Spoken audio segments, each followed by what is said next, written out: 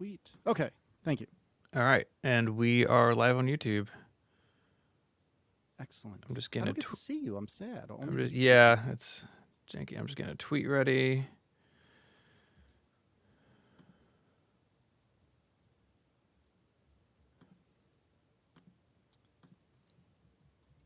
Cool. Oh, there we go. I was going to say I don't see squat yet, but now I do. Now I do.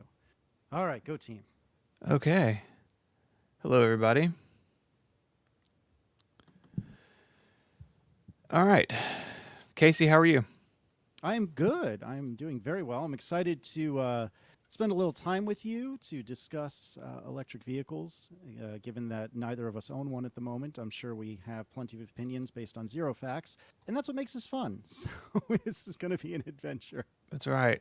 I'm trying to see. You look frozen, so I'm trying to fix that. I was going to say I look like I'm looking at you on YouTube, and I'm looking at me very, very pensive. I guess I'm really deep in thought about what we're about to do. You are. Yeah, let's see if I can fix that. Streaming is always just a challenge.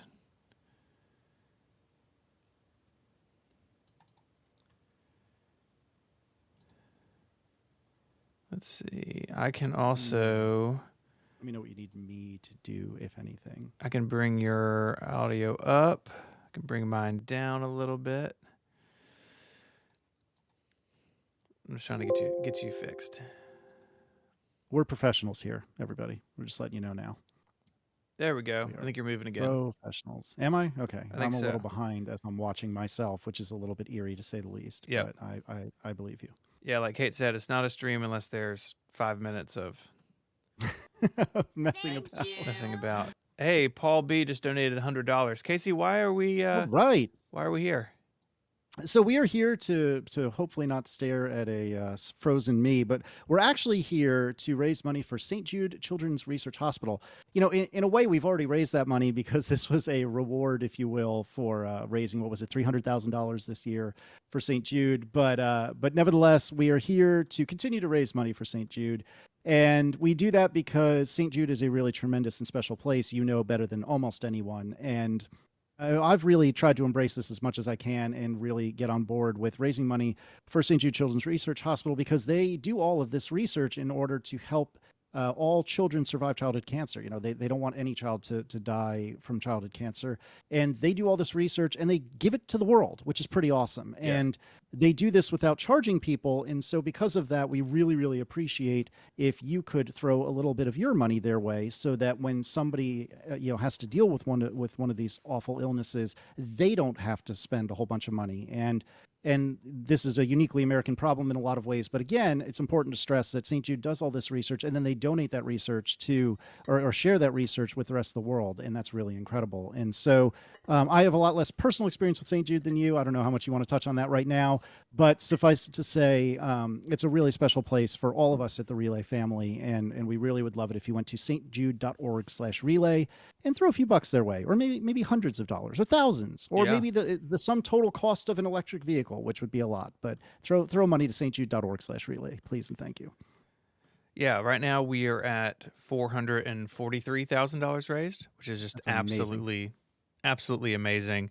And Casey, big thank you to you every year. You ATP boys really get behind this, which we appreciate. Of course. Okay, so what we're gonna do today, we're gonna rank some electric vehicles, and your electric vehicle we may have forgotten or just missed out. We capped it at 20, and we kind of went mid to high end, although there are a lot of interesting entry level EVs coming out now. So just because your particular favorite is on the list doesn't mean we don't think it's interesting. But we put this list together over the last couple of days, and so we're going to go through this. Casey, I'm sure you know how this works. We have A, B, C, and D tier, and then S tier is the true cream of the crop. So we're going to start with a car that I actually wasn't familiar with. I was familiar with the regular version of it, but the Audi e-tron GT, which is sort of like a fastback version of the standard e-tron. So what made this car jump out at you? I like the e-tron GT in principle because it's a poor man's Porsche. Was it Taycan? Yeah, I we're can gonna never get it pronounce the wrong no company matter how right. many times we say it. Right. So well, I shouldn't say it's a poor man Taycan because it's still like what $100,000 or something like Yeah. that. It's or 71,000 to get into the conversation, and then you still have to get options and so on and so forth. So I like this because it's a sedan. I generally prefer sedans if I have the choice. I'm currently driving a hatchback, but I like sedans a lot. I like that this is basically the Taycan, but with a little bit less bits and bobs, and so it's a more approachable Taycan, and I really dig that. And I think it looks pretty good, to be honest with you. I'm not the biggest fan of the like swooping back end, Mm-hmm. but nevertheless, it looks like a car, as my co-host John Syracuse likes to say. It is a car-shaped car, Yeah. and despite the sloping rear, which I don't love, I appreciate that it's a car-shaped car, and so I think this is a pretty nice, pretty good setup. And it also has that trick two-speed transmission that the Porsche has. Mm-hmm. So I'm really digging this. This is my first time doing a tier list, so you're gonna have to forgive me as I Yeah. have my growing pains here, but I don't know. This seems like a solid B, maybe even an A, because you have a traditional car manufacturer who knows how to make cars, building an electric car that, from everything I've understood, is pretty good. Where do you come down on this? Yeah, I think B with maybe the regular e-tron being a little higher because it's a little bit more traditional, I guess. Like, Hmm. yeah, the regular e-tron is kind of crossover-y, but I think it's a bit more practical, and it starts like $30,000 less. So maybe the Does it really? GT, Oh my. Okay. yeah, maybe the GT is a B and the regular one is an A. I think I can get behind that. Oh, you're right. So the e-tron is 71 grand.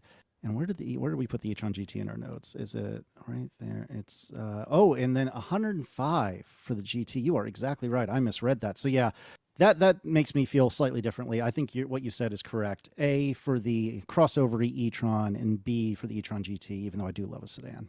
I All really right, do. so we'll get that moved up, and we can always negotiate these as we go, right? Because sometimes, like, oh, with all these other factors, maybe that needs to go down, but we'll Yep, start yep, yep. there. Um, Up next, let's do the F-150 Lightning. This Hmm. one really plays off what you said about the e-tron. This is a traditional car maker, truck maker in this case, making effectively what is an electrified version of something that's already really popular and really successful. I mean, the F-150 is Yep. the best-selling vehicle in America for like 900 years in a row. And I'm a truck guy. Like my dad has had F-150s as long as I remember in construction, and people like I think this is the way you get sort of regular people or people who work out of their vehicle. This is how you get them to switch. It's like you take everything Yep. great about the F-150 and you just make it electric. There Yeah. are a couple of downsides. One is the price is really high. You're not getting into the extended range battery very cheaply. They're also really hard to come by, like most of these cars are. And Ford has had a lot of back and forth with their dealer network about markups, some insane markups on this truck. I mean, Yep. dealerships asking substantially more money than sticker, and I think Ford is coming down on that pretty hard, as they should. Yep. But for me, this is A tier, if not S tier, because of what it stands for. Right? It's Hmm. the most popular vehicle in the country going electric. And yes, there have been growing pains. And actually, interestingly, they're going to start building these not far from Memphis. Oh. Ford is building a massive facility, probably like 45 minutes away, and Nice. it's going to be their home base for the Ford electric stuff. And so this one goes pretty high for me. What about you? You're not a truck guy, so maybe I'm wearing rose-colored glasses here. Well, so it's tough, right? And Also, we're going also to should talk. say I have a reservation down for an F-150 Lightning. So I don't Oh, I don't know when that did I know reservation will that? come up or if I act on it, but I do have $100 in the pot for this one. Yeah. So this is really tough. I am the typical like suburban nerd dad, which is to say I have no need for a pickup truck whatsoever. Like even just like hauling mulch or the sorts of things that maybe you would put in the back in the bed of a pickup. My wife has an XC90, a completely petrol powered XC90, and that is pretty cavernous if we need it to be. Yeah. So I don't personally feel the need for a pickup truck. I'm not saying that nobody needs it. I'm just saying that I don't personally feel the need. And so for that, I kind of I lean away from it. However, everything you said about it being the taking the thing that is most popular in America, for better or worse, and making it electric and kind of dragging everyone kicking and screaming Yeah. into electrification, there's a lot to be said for that. Plus, I really appreciate that Ford, despite having taken the existing F-150 and changing out the powertrain, they did more than just that. Like the front trunk is, from what I can tell, cavernous in this thing. Yeah, it's humongous. Mm-hmm. And then they have the whole, I forget what they call the technology, but they have the whole like you can power your house with the battery in the car thing. Like that is super cool. I believe they have like AC outlets in the bed, so when you're on the work site, you can and in use the front, so you could like charge tools or equipment while driving. And then in the back, there's 110 and 220, so you could run like serious power tools off of one. Yeah, which is super cool. I'm hard pressed to put it in S, although you could probably convince me with enough effort. But I think unquestionably, for all that it represents, this has to be A tier, like without question. Let's do A, and we can always make adjustments. All right. Yeah, I'm really interested in this. Like, again, I have no need for a pickup. And again, we're going to talk about this in a minute with the Rivian, but there's a lot about this that appeals to me, despite having zero desire for a pickup truck. Yeah. I saw a Lightning for the first time just this yeah? weekend. Ford, because they're building that plant, they are recruiting heavily in the Memphis area. So they had an electric F-150 and the Mustang Mach-E at the football game. Like, they're recruiting people to work, but they want to show off the vehicles. And it's like, yeah, this is just an F-150 that happens to have a huge battery under it. And so, yeah, I think it's super interesting. Well, we're on the truck. Let's do some more trucks. So up next we have the Hummer EV, which I think is the biggest and heaviest. It's over the top in a way that Hummers kind of always have been. And I like them kind of leaning into what the brand means. And I also think it's really interesting, like the F-150, taking what was a traditional brand and applying it to something new and electric is interesting. But the ridiculousness factor of its size and weight, and yes, the crab mode is cool where you can like go like skitter like horizontally around rocks and stuff. Like, all that's really cool, but I kind of can't get over like the opulence of it. Even though part of me really loves it, the rational part of my brain knows that this thing is a little bit silly. It's more than a little bit silly. It's a lot silly, but in some ways it does appeal to me. So story time, when I was in college, I dated a girl whose father had an H1, which I think was retconned as an H1. It was, the original Hummer, the civilian version. Yeah. And I got to tell you, that thing was massive and it was loud and it was rumbly, but driving it was kind of incredible because especially on like a one lane each direction road, people would just go hurtling off the road in order to get out of the way because the thing was so darn wide. In so many ways, it was such an ego trip, which is probably the last thing I needed, but such an ego trip driving that thing. And I will always have a special place in my heart for it. Even though I really did not care for like the H2 and the H3, which were, rebadged and rebodied like Chevy SUVs that were kind of crummy. Yeah. I didn't realize until I was doing research for this that there's an SUV that they've already announced. I thought it was just the pickup, but apparently there's an SUV as well, which is very appealing to me. I don't know when the SUV ships. I don't think it's out. I mean, I think the truck is barely out, but it's kind of the Rivian model, right? Where the truck and the SUV are basically the same. It's just, do you have a bed or do you have seating and interior cargo space? Yeah. Now, it is worth noting that I believe, I'm not 100% sure, but I believe that this does have Chevy or GM's Super Cruise, It does. which from everything I've understood is, and don't tell the Tesla people this, but it's the Tesla Autopilot, but works better. And I think part of the reason that it works better, from what I'm told, is because, GM has done like hyper accurate surveys of the roads in which it supports. And then Mhm. if you're on a road that it doesn't support, it just won't work, which, yes, I can make a really solid argument that that's crummy, Yeah. but I appreciate the fact that they have defined a problem space and stuck to it, and I think that's pretty cool. So the Super Cruise is a big advantage. The pickup at least has, what do they call it, an infinity roof with modular sky panels. Ooh. So it's like if you scroll down on the EV site, or the GMC Hummer EV site, it's like halfway down, and they have a picture, or it's actually, I'm sorry, it's a still in a video preview, and the front is like a targa top where the entire panel comes out across both seats, and in the back it's like a T-top, so you have one panel on each side that come Mhm. out. This looks super cool. I feel like you hit the nail on the head. Like, I don't know if opulent is necessarily the right word, but I totally agree with the spirit of what Yeah. you're Or saying. like This is ostentatious, yes, maybe? that's a really good word for it. This is too much. Like, it's too much. Yeah. But I respect the hustle nevertheless. It Like, this is the Dodge of EVs, right? Let's put a billion Right. horsepower in it, make it absurd, and just say why not. And so for me, I gotta respect the hustle and give this probably a B. I could go with that. It is the most American. Right. And Sean said the SUV is model year 24, and that also it's a Oh, little okay. bit smaller. So maybe they've Oh, brought the okay. platform down a little bit. Hmm. Yeah, so we'll go B. And again, we can always Hmm. adjust.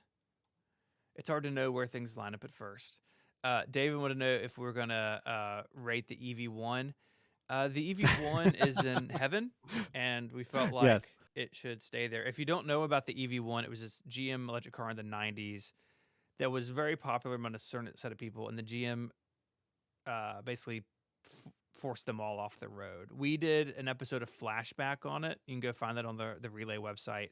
That is this really interesting story. So, Yeah, but the I like. EV1 will rest in peace on our tier list Indeed. today. Yeah, we're gonna rate it. We're not gonna rate it, but I really respect what they were going for here. I think some of the ways they handled it, because wasn't this the one where they like they either never owned it, or they like demanded it back or Right. something like that. I believe I heard the flashback Yeah, episode, but I I forget the think details. everything But was a lease that they basically terminated on everybody, and they but were then they like, like crushed them all, yeah, and yeah, it's it's sad. sad times. Uh, Pour one out for your fallen yeah, and David homies. mentions what I was getting ready to say. There's a documentary called "Who Killed the Electric Car." I think it's on Netflix. That was a lot of primary material for that podcast, but Hmm. it's just a wild story. Yeah, yeah, it's too bad, but like I said, pour one out. That's What are you right. gonna do? All right, what's next? We sticking with trucks? Or we going somewhere else? Let's we can stick with trucks. We can go out of order here. So let's do the Rivian R1s. Or the All right, R1T. Excuse me. Let's start all with the right. truck. All right, we're gonna have some problems here. I can tell you right Okay. now, Rivian's because an American company. They took money from Amazon, and I think it was either GM or Ford. I think Ford. They started with the pickup truck. They're doing the SUV version, which we're going to rank separately. The truck is out. I don't know about you. There were several of these in Memphis. I know there's several because I see different colors. So I've seen a red one, sort of the kind of like the gray blue that I think is sort of the hero color. The press yep, color yep, looks yep, really yep. good. Hmm. I've seen white, and I think I've seen the kind of army green. This is a mid-size truck, so the Lightning is full size, right? Like it's a big truck. The Rivian R1T is about the same size as my Tacoma, so it was a full-size truck size 20 years ago, but now it's mid-size truck, so it's in the same class as the Ford Ranger, the Tacoma, the Chevy Colorado, and so it's a very livable size, I think, especially in a city. Kind of geared for outdoorsy adventure stuff. Apparently, it's incredible off road. But it is a new company, and there are growing pains, right? They very famously raised prices on everybody with a reservation, and people freaked out and they had to backtrack it. Hmm. They Hmm. bleed I mean, bleed money, which makes me worry about them long term. And there have been That's some fair. quality issues, but that's true with basically all of these because it's new, right? Like, look Right. no further than Tesla bumpers falling off. But I love this truck. I think it looks fantastic. I think it's super interesting. I like that it's an American company. So for me, this is pretty high. But I want to know what you think because you said there may be trouble. Well, so here's the thing. I had the opportunity to drive an R1T, I don't know, a month or two Yeah, ago. you were sending me And pictures, and I was like, I'm so jealous. and I walked up to it thinking this is the opposite of everything that I want. Like, I mean, I have nothing against EVs, but I'm not actively seeking an EV. It's a truck. It's big. I mean, I hear what you're saying about what it strictly speaking actually is, but to me, it looks huge. I drive a Sure. little Volkswagen Golf, so to me, this was Yeah. like 8 times the size of what I'm used to. It was big, and it had a bunch of affordances and things that like are cool, but I didn't really care about. And then I drove it, and I almost put a deposit down right then and there because this thing is so freaking cool. I don't know. I can't even. It's hard to put into words what it is, but all right, so hear me out. This is gonna be a little bit of a weird story, but when I was a bit younger, this was before I had kids. This was I think early on, after I'd met Aaron. We had gone to visit a dear friend of mine in Morgantown, West Virginia, and at the time he had a very very old BMW X5, so their big SUV at the time, but it was a 6-speed, That's which cool. was unheard of, Yeah, right? say they can't have been many of those made. No, certainly not. And I drove it, and that truck, or I would call it a truck, I guess SUV, strictly speaking, was a piece of trash at this point. Like, it had been abused, it was not in good shape, and he knew it. Like, it would have been abused before he got a hold of it. He didn't exactly make it any better. And it was slow, and the gear shift was ridiculous. You're reaching through the dashboard to grab like first gear and then throwing it into the rear seat to get second gear. That's how long the throw was. Like, I'm exaggerating, of course, but it was ridiculous. Everything about that car was wrong. And because of that, I loved it. And I feel like the Rivian is the same thing. Like, so much of this is wrong, and yet it is so cool and so fun. This is absolutely, unquestionably, without a shadow of a doubt, personal experience bias. I am fully aware of it.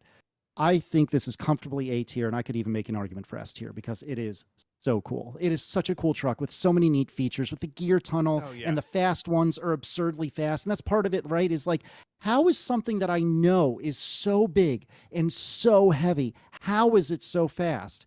I think the only reason that I might be able to argue away from putting it in S tier is because it doesn't have CarPlay, and for me, that's a deal breaker. Like, it has to have CarPlay. And so, even though I kind of want to put it in S tier because it was so much darn fun, I could see maybe A. And if you tried hard enough, you might be able to talk me down from there. But gosh, that thing is so cool, and it looks so great. Like, it looks awesome. There's so much to love about it. Yeah, I think it's S tier because it shows what a vehicle like this can be designed from the ground up, right? The F-150, and they're talking about it in the chat.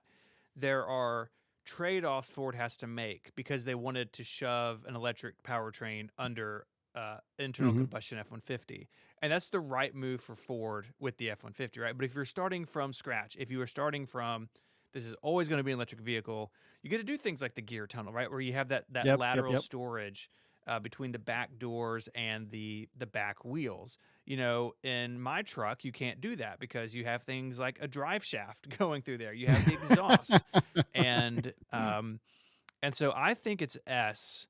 I think even with the growing pains, even without CarPlay, which is a bummer, and from what I've seen, their infotainment stuff isn't great. It's all right. I didn't play with it much, but it was okay. Yeah. I wouldn't say it was tremendous. But I think this is from an American point of view, I sound like you now. This is an important deal, like an electric truck built from the ground up, showing what it can do. It's fast. It can do 0 to 60 in 3 seconds. Like, why do you need a pickup truck that fast? But because you can, Steven. Because you can. Because you can. I think the coolness of it, and like if you're the type of person who like lives the adventure lifestyle, this is like the vehicle on this list, I think. So I think we go straight to the top, baby. I can agree with this. It hurts me to put anything without CarPlay in S tier, but because I'm so biased by my one experience with it, I think I can get behind this, at least for now. Okay.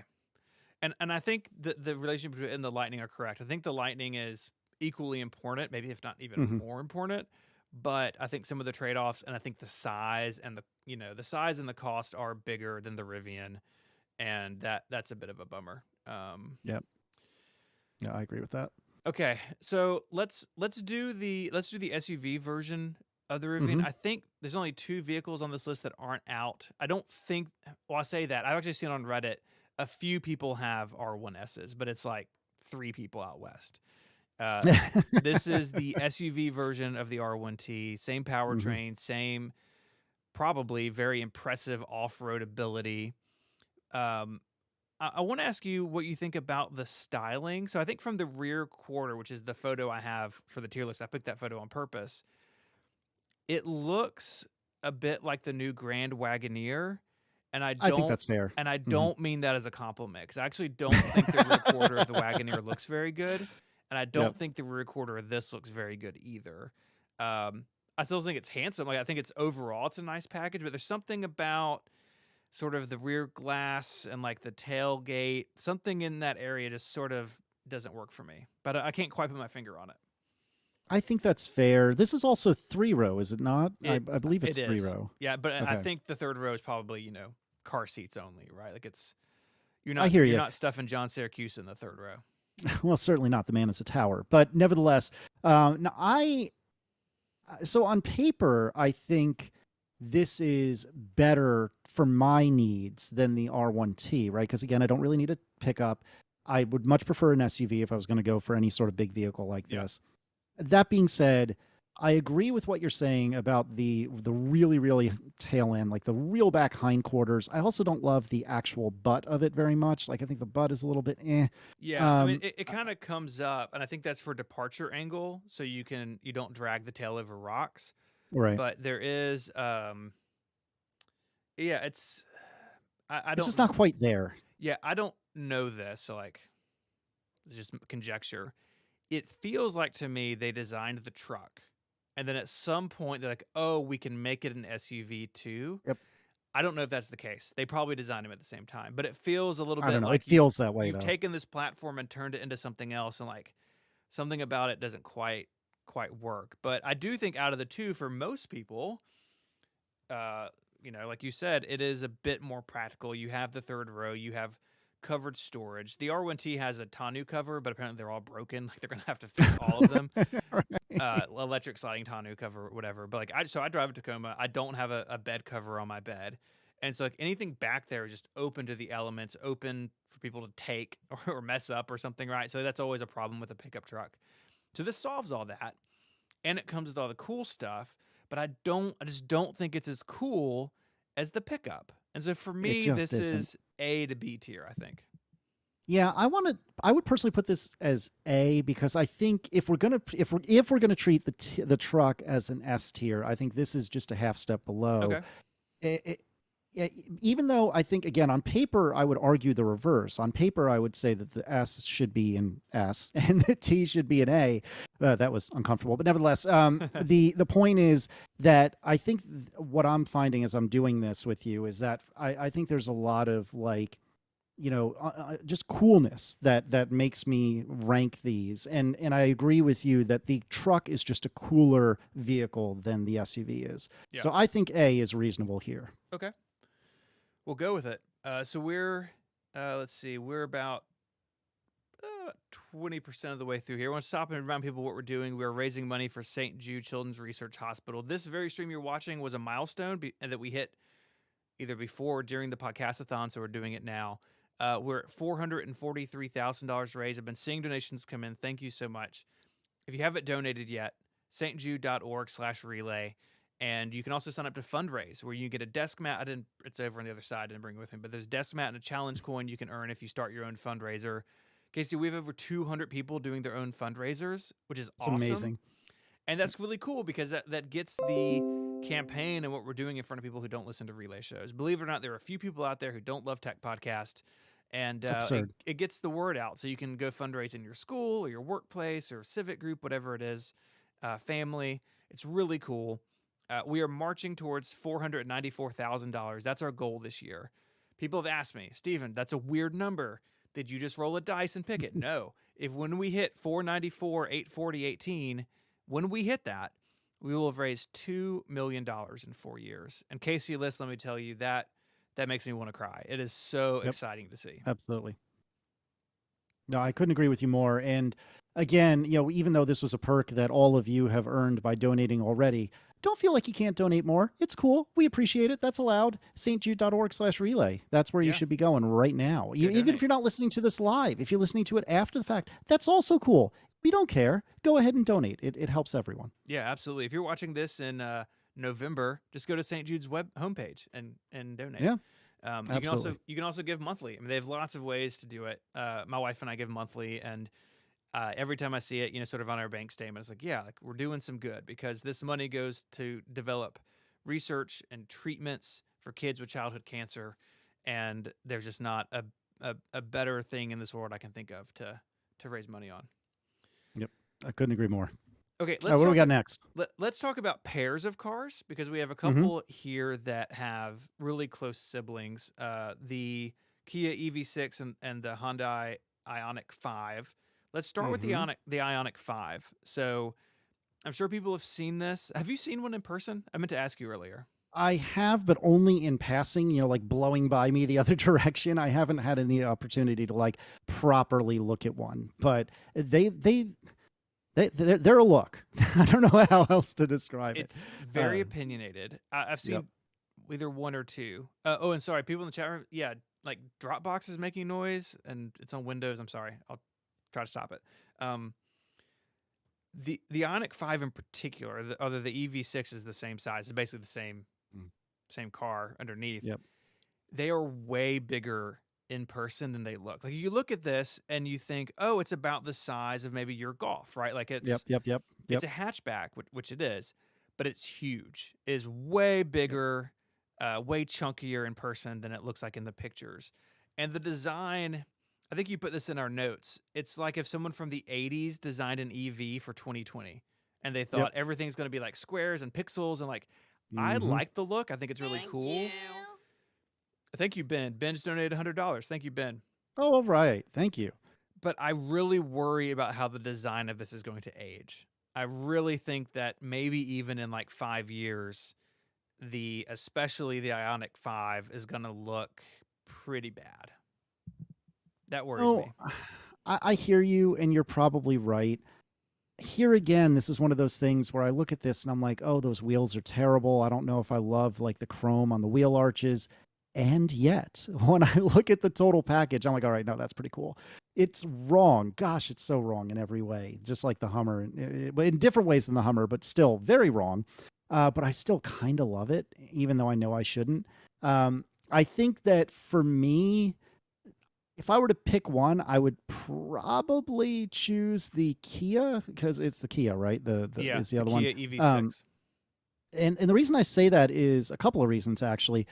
First of all, the Kia, they've announced, although they've not delivered, that there's going to be an EV6 GT, which has racing-inspired handling and will do 0 to 60 in 3.4 seconds. It'll have a drift mode. And I don't think we're going to be able to put this on the stream, but just take my word for it. If you go to the Kia EV6 homepage or website or whatever, if you scroll down a ways, they talk about the GT version, and they have one pictured next to a Lamborghini, and they specifically cite that the EV6 GT accelerates faster from 0 to 60 miles an hour than the Ferrari Roma and the Lamborghini Huracan, or however you pronounce it, Evo Spider rear-wheel drive.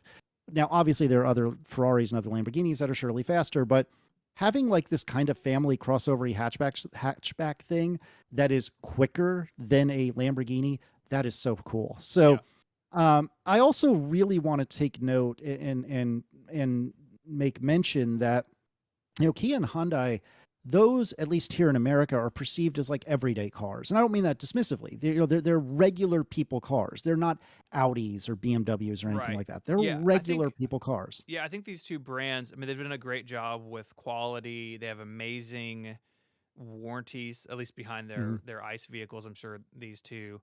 Like, I feel like these companies have really kind of moved in on like maybe even like Honda and Toyota territory, where there's a lot of them on the road. They're well reviewed. They have a lot of good tech, and they look pretty good. I mean, the Ioniq 5 is weird, but like it's designed right. And you look at like the Kia, is it the Stinger GT, which is like their Yeah. fast Mm-hmm. sedan? Mm-hmm. I think they got Yep. rid of actually. Yep. Their SUVs like the Palisade and what's the sibling to the Palisade? Telluride, is that Yeah, right? super popular. They're Yep. everywhere, And and I've heard they're people really phenomenal. like them. Mm-hmm. No, I couldn't agree more. And I think similar to how the Lightning represents an important and pivotal moment in electric vehicles in America because it's a Lightning, it's an F-150 that's Right. electric. I think for me, I've been saying to friends and family for years, I'm telling you, next year is the year for Linux on the desktop and affordable EVs. It's next year. That's the year.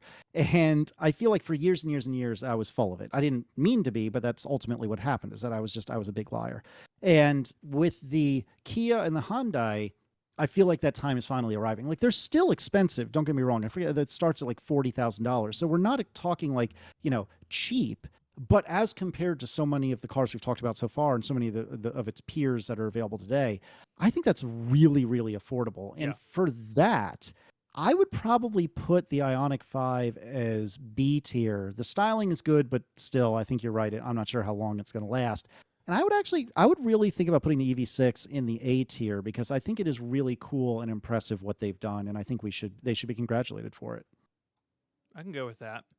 They also have, if I were to, they also have really fast charging. So a bunch of these. Oh, that's right. Yes. Yes, you're right. All these cars use different standards, right? And until we talk about Tesla, they're all using like third-party networks or at-home fast charging. But the DC fast charging on the Kia and Hyundai siblings is really fast. I don't have the number in front of me, but people seem to be happy about that. And I think it makes me sad. There's a Toyota on this list we can talk about, but it makes me sad that Honda and Toyota aren't really here yet.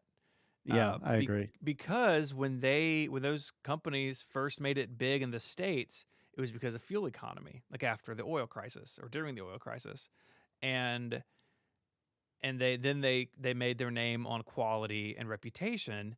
And Hyundai and Kia are doing that now, and Honda and Toyota, like, they're nowhere. Like it's sad as someone who has driven mostly, almost exclusively Hondas and Toyotas, that they haven't made a name for themselves in this space.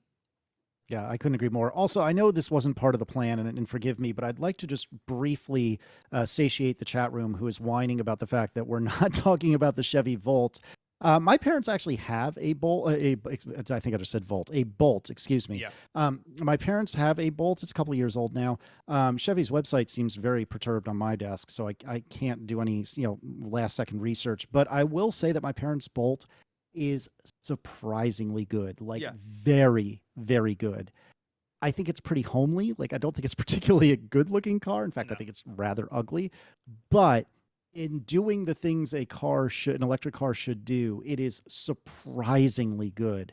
And I know we're not formally ranking it, probably put it as like probably a B tier because it's so darn not attractive, if you ask me. Yeah. But it is very affordable and very accessible. And I think there's a lot to be said for it. Oh, and the new ones have Super Cruise, if I'm not mistaken, which is also very good. Yeah. I'd give that a B. Let's talk about some more siblings. We mentioned Toyota, so let's talk about the Toyota BZ4X. And there's also this rolls right off the tongue. There's also a Subaru version of it called the. Actually, don't have. Let's say it in my notes. The Solterra, I believe. Solterra. They're pretty ugly, I think. The front I think is good. The rear rear quarter is real bad to me. It's in the back is real bad. They're also doing the thing with like lots of cladding around the wheel wells, which is a very Subaru thing, but the Toyota has it too. They start at about $40K, 40-ish. So it's affordable.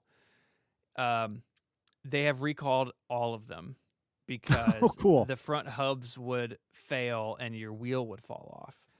That has And happened to me once in a Saturn, yeah. and I can assure you that is not a fun experience. It is not enjoyable watching your own tire go bouncing down the road in front of your car toward a bunch of parked cars, no less. Ooh. Do not recommend. Would not advise that at all. I had a Saturn catch fire, so we both have good Saturn stories.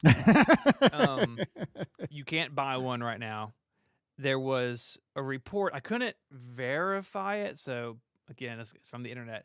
The Toyota is actually buying them back, like not just Oh recalling them, wow. but like we'll give you a check and you like give us the keys. Um, I'm glad Toyota's trying something. You know, someone in the chat a Yeah. second ago said they made the bet on hybrid. Yeah, Toyota was basically first in mainstream hybrids, right? And they sell a ton of them. Like my mother-in-law just bought a hybrid RAV4, and it's fantastic. Like if I was in an accident today and my Tacoma was totaled, honestly, I think a hybrid RAV4 could be on my list. Like it's great. They just have taken time to get to electric. So the Toyota, I think the looks are weird. They have massive safety problem with the wheels coming off. Mm-hmm. As much as I want to cheer Toyota on, I think this one could be my first D tier. Like they just have missed the mark on this, and the Yeah. quality issue is really concerning. Yeah, I'm not loving it. Also, BZ4X, come Ugh. on. Like, no, just no. Solterra is better, but just no. I want to give partial credit for wireless CarPlay, but I'm not going to argue with you for D tier on this. I've Yeah. just no part of this is amusing or interesting to me. You can use wireless CarPlay while you wait for the tow truck. Exactly. Or as you're seeking out where your tire landed. Yeah. Ay, ay. Come on, Toyota, get it together. Yeah, seriously.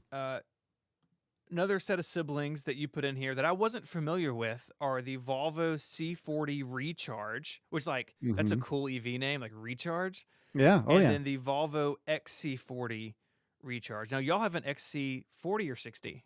No, we have a 90, which 90, is the big boy. big one. Yeah, the big one. So this is two levels, if you will, below that in terms of size. My parents, however, have a gasoline XC40, which is very nice, and in a lot of ways, it's just a baby version of our car.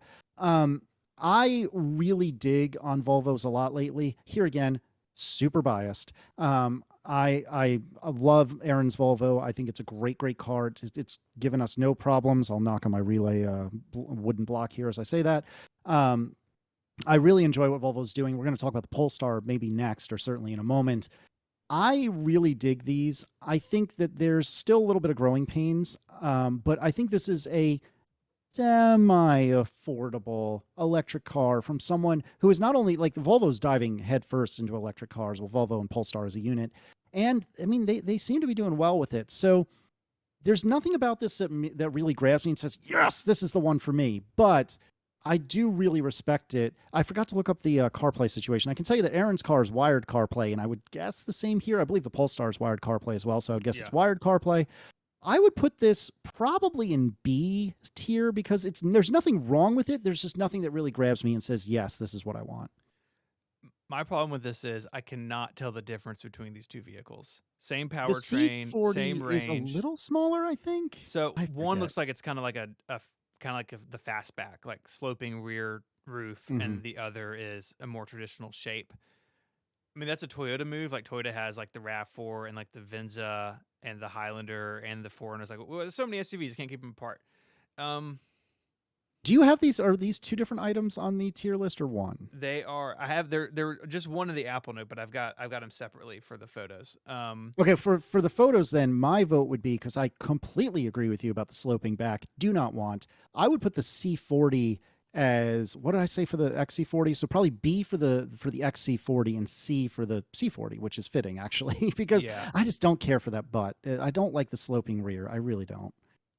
I can get on board with that. And again, like the Volvo, the XC series, like there's a lot of them out there, right? And so it's taking something with internal combustion and making it electric. I'm not positive, but I think the Volvos are among the SUVs that don't have a front trunk. I think that's right. I think you're right. Because they're putting other stuff up there, you know? So again, like there's always benefits to starting from scratch or not starting from scratch.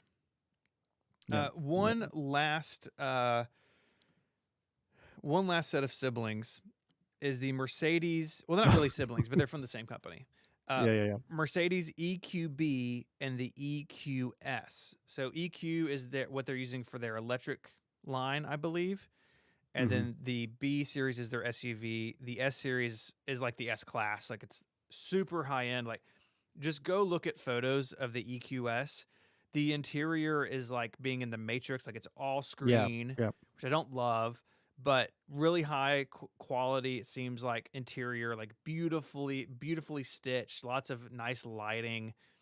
But the EQS has had kind of a bumpy launch. They've had a lot of price shenanigans with it. It's already very expensive. I mean, the EQS starts at 102 grand, and basically there's no ceiling. Like you can spend as much as you want on one. Right. 350 miles of range with 329 horsepower. Then the speed goes up from there, and it's okay design wise. What do you think about the outside of this car? Because part of me like here, like on my screen, it kind of looks like a Toyota Camry. If I like back up and take my glasses off, like something about the lines. Yeah. I don't. You know what it reminds me a lot of? Do you remember? I want to say it was either the late 90s or early aughts, the Ford Taurus, the bubbly Ford Taurus. Do you remember that one? Yeah, that's what this reminds me of. Yeah. And that's not a compliment, to be clear. That is the opposite of a compliment. I think not only the that, wheels are bad too. Oh, the wheels! All the wheels are terrible. I was looking at the AMG EQS. So the AMG is their, the motorsports, fast version. What is it, like 200 grand? Like it's so much and it's more like money. 200 grand. Yeah. But oh my word, there's like 2 or 3 different wheel options, and they're hideous. They are so ugly. So yeah, this car is doing nothing for me. I am not a big Mercedes person to begin with. I think generally speaking, Mercedes are not particularly attractive cars anyway. I've never been a huge Mercedes person. I know John Siracusa was at one point watching us, and I'm so sorry, John, because I know you at least at one point were a Mercedes person. This is doing the sedan is doing nothing for me. I would put this as like D tier. It's expensive. It's ugly. It doesn't even have astonishing range or speed. Like nope. And I got nothing on this. I think this is one you buy because of the brand and maybe you like the tech, but I'll go D tier as well. I think the looks and the cost just really hurt it for me. A lot of the interior tech is cool, but again, it kind of comes down to how you feel about screens. And this baby is all screens in here, so all screens everywhere. All screens. Now, what do you think? What do you think about the EQB though? Because that to me is a much more palatable option, just in terms of aesthetics. Like wheels look good, body looks good. I know not everyone's an SUV person, but like as an SUV, I think it's good looking. Yeah. I believe it's 3-row if I'm not mistaken. I think it can be spec'd as 3. Okay, so this is ticking all the right boxes for me. Again, I don't really have anything there's nothing about this that grabs me. Yeah. It's not particularly fast, not particularly good range. It's expensive. 243 miles of range, 0 to 60 in 7 seconds. Yeah. So to me, I think this is like D or C tier potentially, but I don't think this is doing that much for me either. I will go C because I think the redeeming thing about this is that it starts at 55 grand. And that's fair. That's fair. I can get behind that. That is helpful. Now, again, it's a Mercedes. You can spend as much as you want. But I could go C tier here as well. Again, it's a pretty mainstream vehicle, right? Luxury SUVs are a huge segment, and this is playing into that. And the inside is the more traditional Mercedes interior, which I like more than their next gen stuff that we see in the EQS. So yeah, let's split the difference and call it a C tier. Yeah, I think we're good there. Speaking of available at any price, do you want to talk Porsche? Yeah, this vehicle may have the biggest price range. So it starts at $87K, but for the Taycan Turbo S Cross Turismo, which is like the shooting brake kind of wagon-y style, starts at 190 grand. Yep. And it's a Porsche, so all of your options cost money. You can do whatever you want. Super expensive. Yeah, ridiculously expensive. And Porsche is legendary for nickel and diming you, as you were alluding to, for everything. That being said, here's another one of these times where I'm going to contradict myself. I really like this a lot. I like that Porsche has gone all in on this particular model. It, to me, even though it smells a lot like the Panamera, but, well, maybe not literally, but you know what I mean. It smells a lot like the Panamera, but it seems to me like they really did design this, if not from the ground up, close to it, to be an electric car. An acquaintance of mine on the internet has one. He went from a Model S to one of these and won't stop talking about how amazing it is. I love that you get different body styles, that you can choose to have the cross trees or the shooting brake, or you can choose not to. I love that this is almost a wagon, even though I've never owned a wagon. I love that that's still something that is a wagon-like, available in the United States. I don't know if I'd go so far as to say S tier because it is abhorrently expensive, but I think this is a solid A for me. It really is. This is my aspirational electric car right here. Yeah, I agree with you. I've only seen one, but I've seen it several times just in town, around town, and I do think it's nicer looking than the what do you say it? The Panamera. The Panda bread. The Panera bread. That's and what even it is. that It's car's the gotten Porsche Panera better bread. over time in the generation. It has. The first one, but I agree with you. It was ugly, revolting. Yeah. I was thinking B, but I like that it's your aspirational one, so I'll give it to you with A. All right. All right. We won't have too Go much team. argument about that. But yeah, it's again like with these brands, you can spend as much money as you want. Yeah, it's absurd. Oh, and you put in the show in the notes. I almost said the show notes, but you put in the notes silly names like Turbo. I have to agree with you there. Calling an electric car the fast electric car Turbo. I understand how you got there, Porsche, but not digging that at all. Not digging that at all. John disagrees with our pick, but that's okay. Oh, well, John. So John said, "How's the Rivian S tier not the Taycan?" I hear you, John. I really do, and a part of me wants to agree with you, but $190,000, like I just can't get past that price tag. If it wasn't for that, I think it would be S tier. And the nickel and diming for things. Yep, also true. Right, and that's like a Porsche problem. That's not specific to this model, but it pays the price for it, I think. Yep, completely agree. So to speak. Let's talk about the Volvo, or the Volkswagen Id4. So Volkswagen is in a process of electrifying a lot of their cars. They've got the Id4, which is sort of this crossover hatchback thing. They are redoing the bus apparently as an electric vehicle. Which Mary has told me she wants it to be her next car. Like she's in love with the electric bus idea. I think some of the knocks on the Id4, some people don't like the interior. And I think from what I read and watched that the infotainment's can be pretty bad.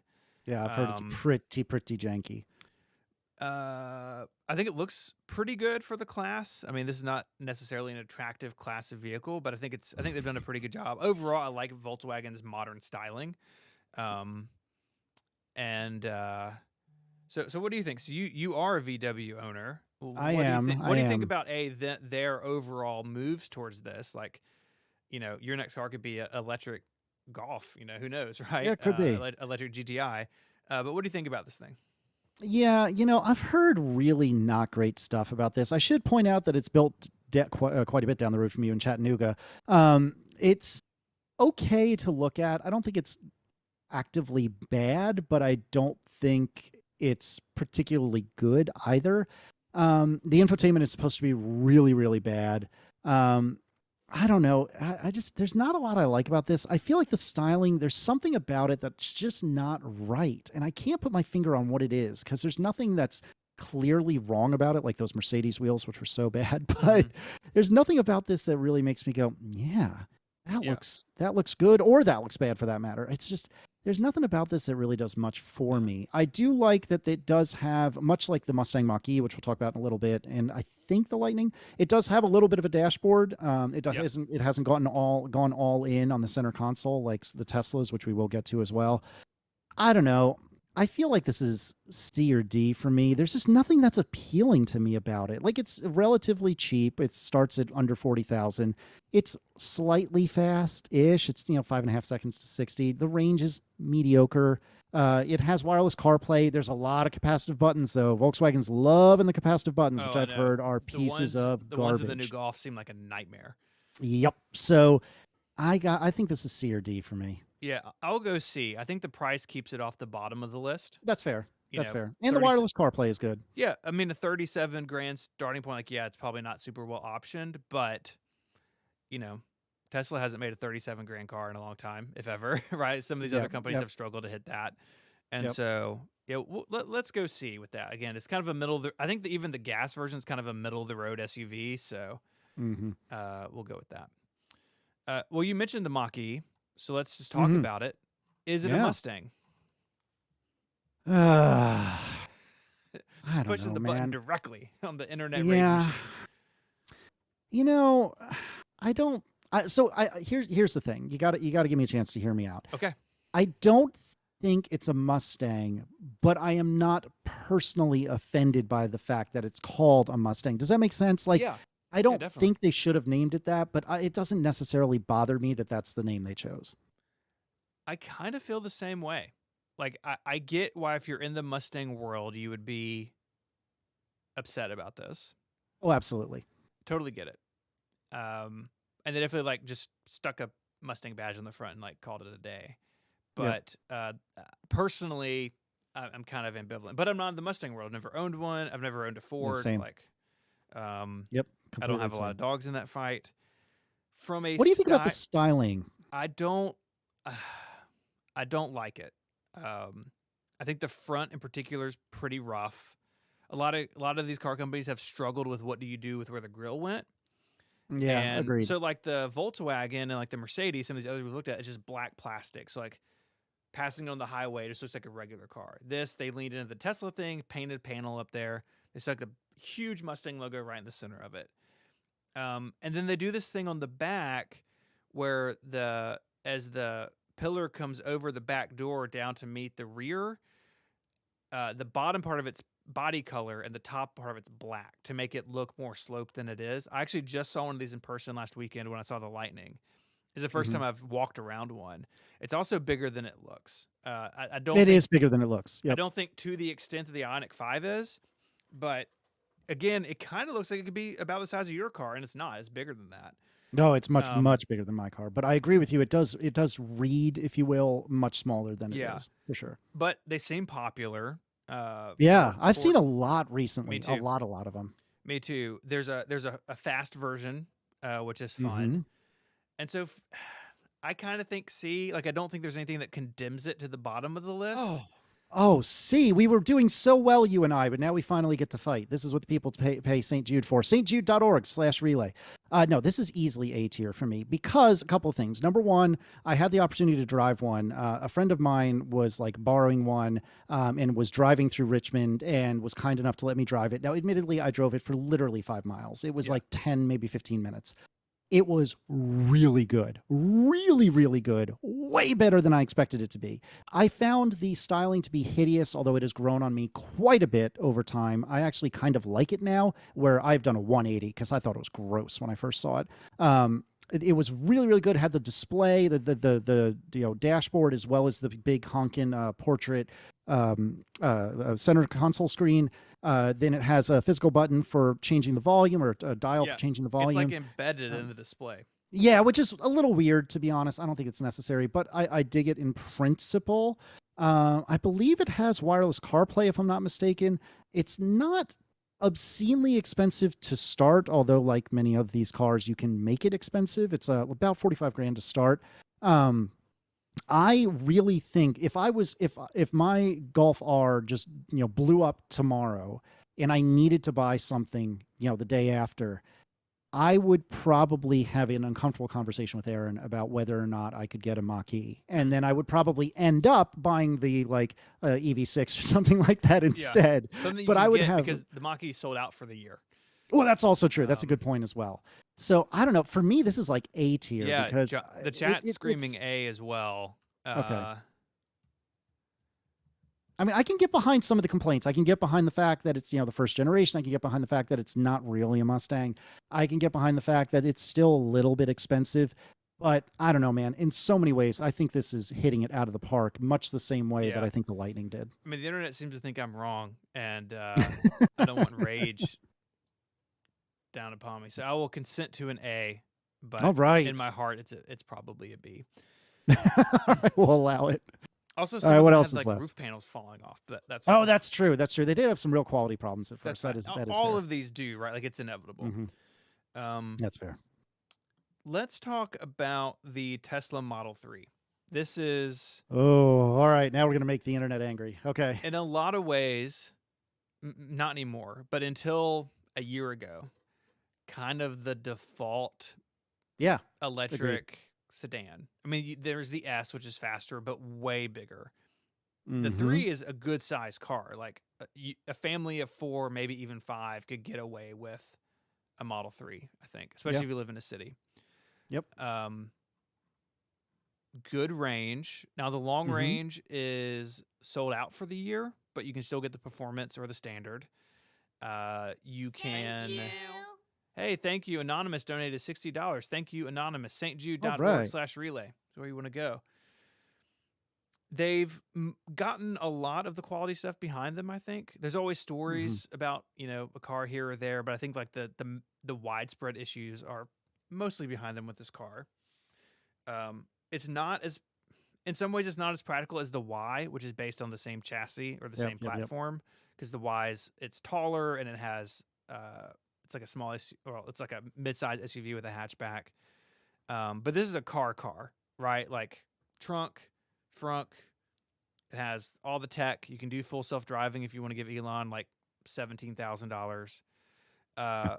But in my mind, there's two things against it. The pricing is rough. Tesla has just kept ratcheting up the cost. Yep. To a point where if you bought one the end of last year and sold it this year, you can make money.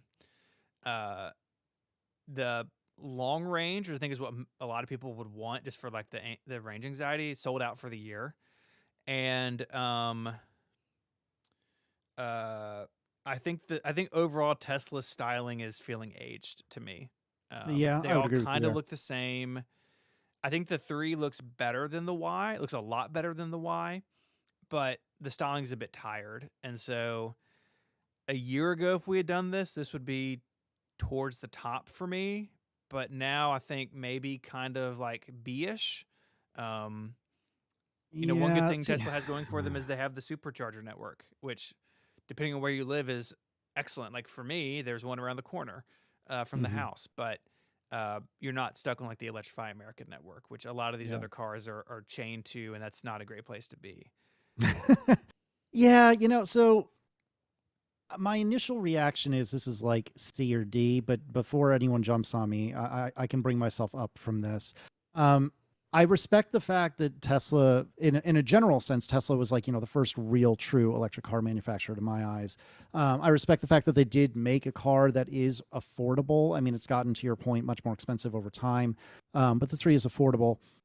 I respect the fact that the 3 still has this wild thing called a steer. I respect the fact that the 3 still has this wild thing called a steering wheel. That's pretty cool. Yeah, not every Tesla does. So in some ways, I think it's good.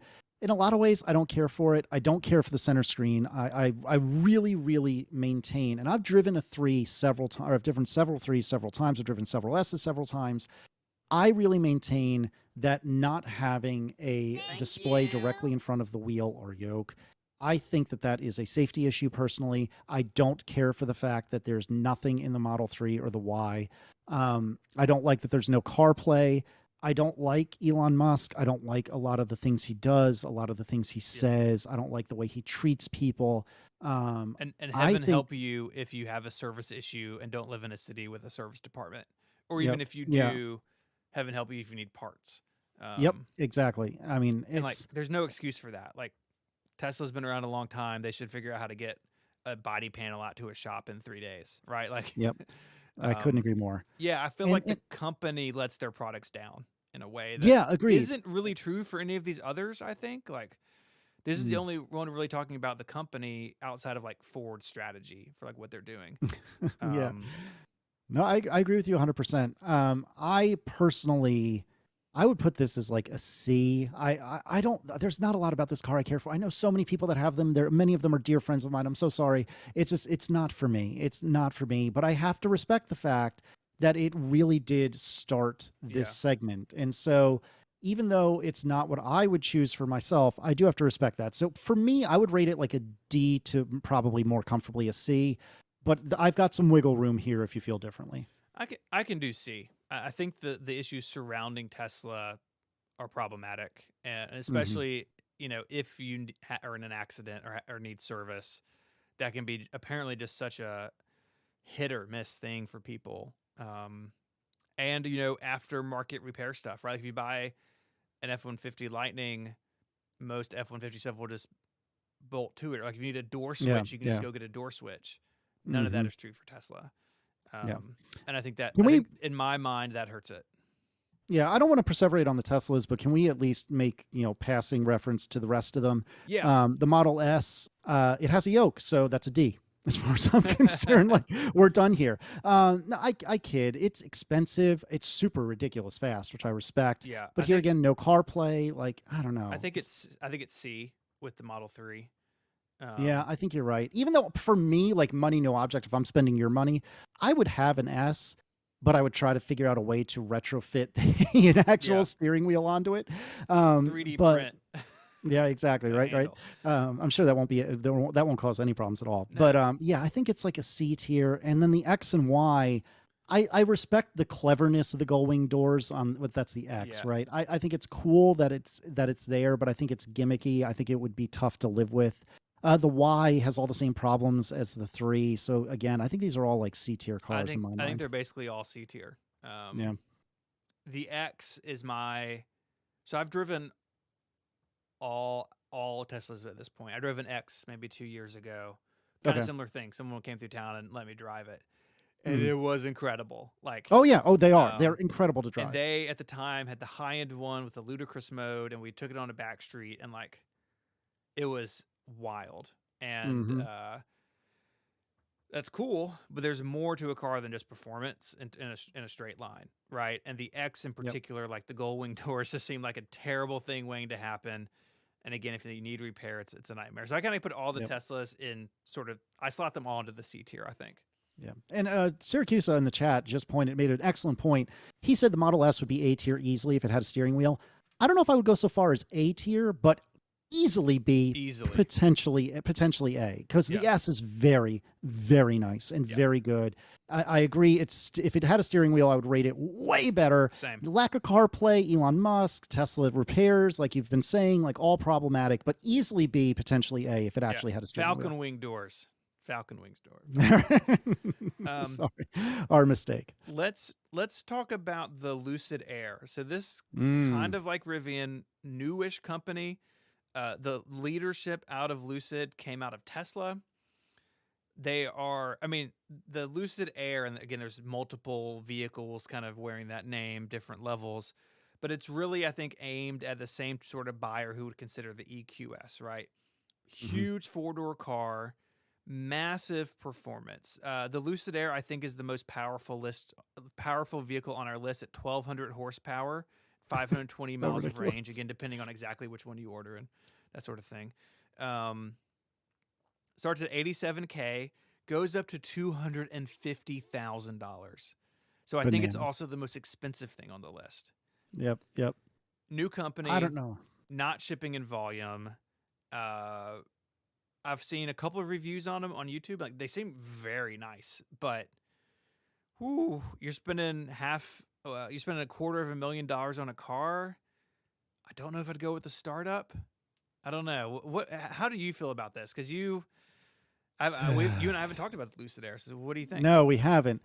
I I admire the Lucid Air a lot, and I think it's one of those things where I can look past the price tag because in so many ways this seems like the ultimate, the epitome of electric vehicles. It's Yeah, what the Model S used to be and thinks it still is, I can go right? with that. It's like the Model S is Notre Dame in college football terms, right? They were good a while ago. They still think they're the best in the entire world, but they're really not. They're really not. And to me, I think the Lucid is most of the SEC. Annoyingly, the Lucid is the Lucid is like the real deal, and yes, it is absurdly expensive, absurdly expensive.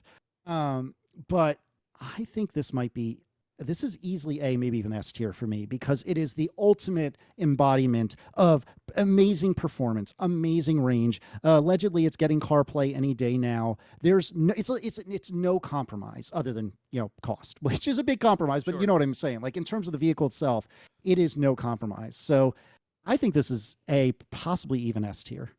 Yeah, it kind of combines the best things about the Model S and the Mm-hmm. Mercedes, right? It's Yeah, yeah, yeah, super yeah. luxurious, super fast. I think it looks really nice. Yeah, I think agreed. the rear's not. I think the rear could be a little bit better, but I think overall it looks really nice. I The agree with you range is 100%. incredible. Um, and I think out of all of these, like this feels like one of the most aspirational vehicles, right? If you're going to Yep. put Mm-hmm. one of these on your wall as a kid, the Lucid Air could be it, I think, for a lot Yep. of people. And Yep. so, yeah, I'd say we just go all the way, baby. I think we go All S right, tier, all the way to the top. all the way to Yep. the top. So we have a pickup truck and a Lucid Air in S tier. Oh my word. Okay. Next up, we have a Polestar 2. You and I both have friends with these cars. Mm-hmm. Polestar spun out of Volvo, or is like, Yeah, yeah, yeah. okay. So it inherits a lot of like the Volvo stuff. And design language and switch gear and so Yeah, on. Yep, I think it absolutely. looks really nice. Oh, it does look so good. It looks. I mean, you can see the Volvo DNA in it, I think, but it's kind of Agreed. its own take. I think that it's interesting that the whole thing is built on Google. It's like Android in the car. It's Yeah, not it's Android Google Auto Automotive or like the something. CarPlay thing. It's like the stack Mhm. runs Android, but you Right, can right. do CarPlay on it. Um, I think it looks nice. How much does this thing run? I'm trying to It's like remember $50,000 to start, to I think. start. And again, you can starting prices on EVs don't mean anything really, because like you can get that one, but the one you want is going to be 20,000 Yeah, more. yeah. So let Yeah, me ask you this as this we one's rate cool. it.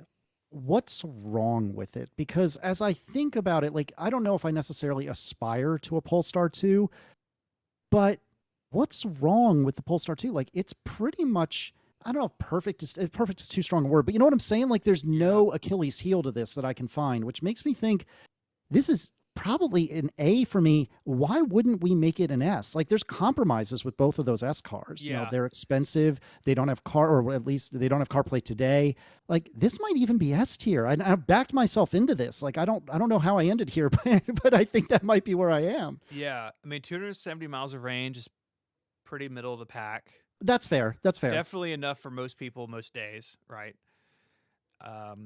Yeah, and I think even like the body style, like 4 doors, full size sedan. Some of the chat said they have one, and like it's really roomy inside. But you got trunk space. Hmm. I think it lacks some of the spark of our S tier I picks, agree with that. I agree with that. but I think it's really well rounded. So I think an A on this one.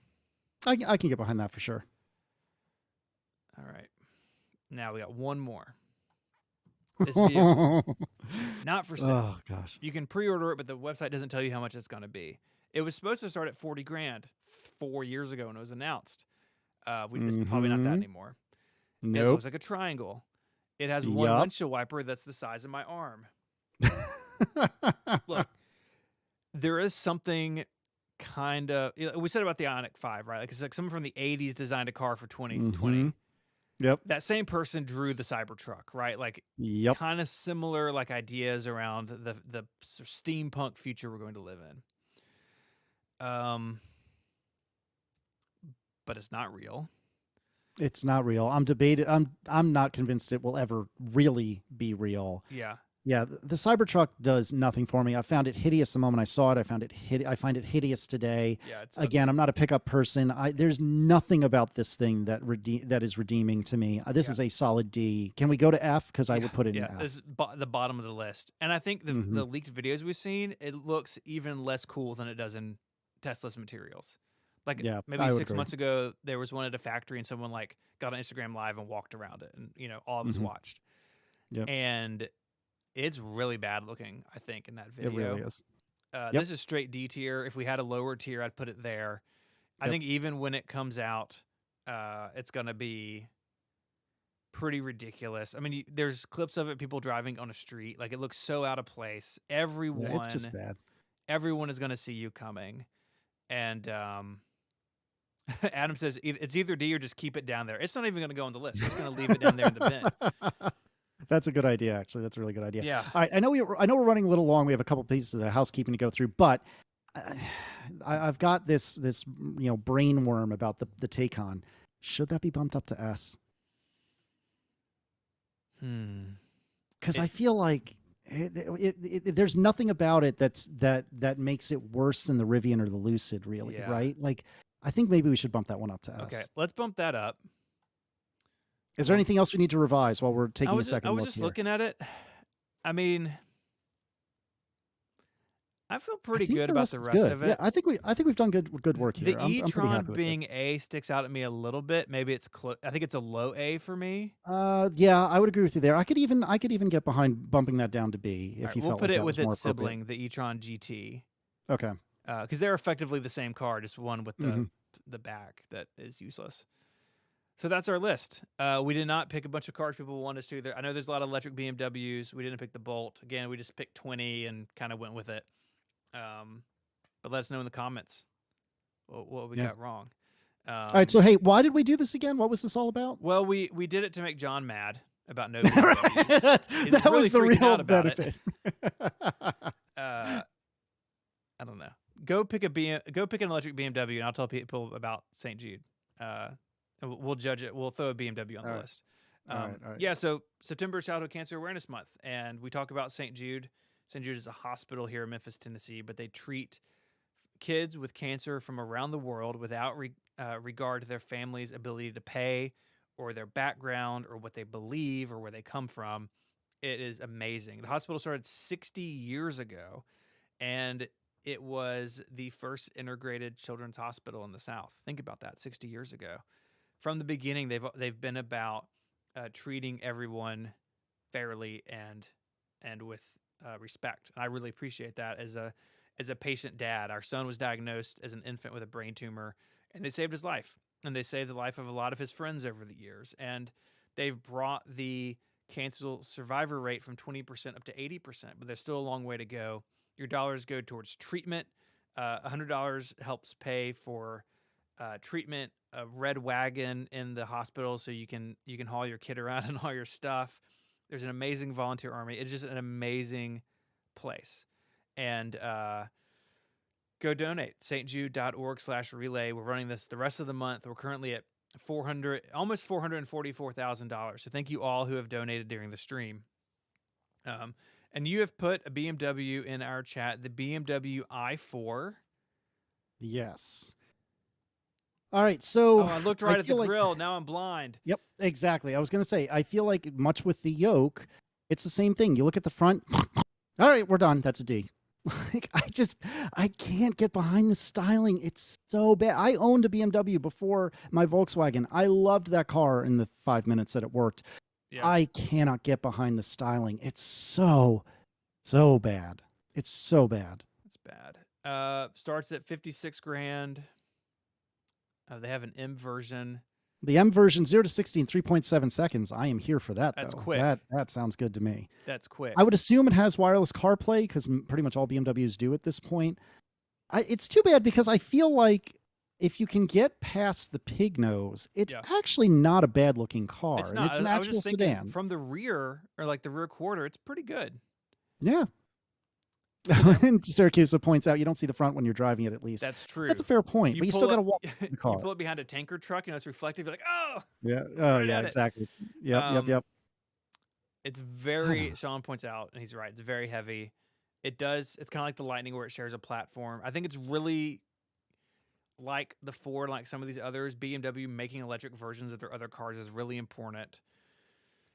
I don't have a picture for it to put it on the tier list, but I would say the electric i4 is easily a B for me. I don't know. Easily. Yeah, I think you're probably right, but that pig nose, oh gosh, I hate it so. I hate it so, so much. I don't know. Plus, I'm anti-biased, or I guess I'm biased negatively because even though I loved my BMW, it was constantly broken. It Yeah, was but they expensive took to the engine out of fix. this one. Your Well, engine, fair, whatever it fair. did, blew up. Camshaft 18 different imploded or ways. something. But Yeah, yeah, is that what it was? I yeah. forget. No, it was the valve. It was above the Valve camshaft. It train. was the valve train had major issues.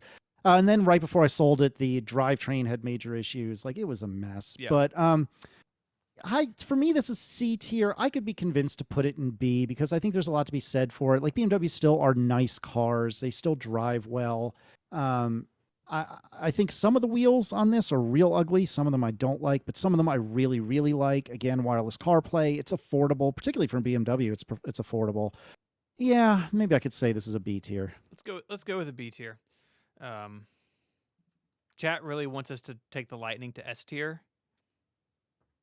I like pickup trucks. I like the Lightning a lot. I have $100 down for one, so I don't know. Like, it just doesn't have that zing that the other ones in the S tier do for me. Like, if this is what you need, I'm in a good mood. I've enjoyed spending time with one of my dear friends.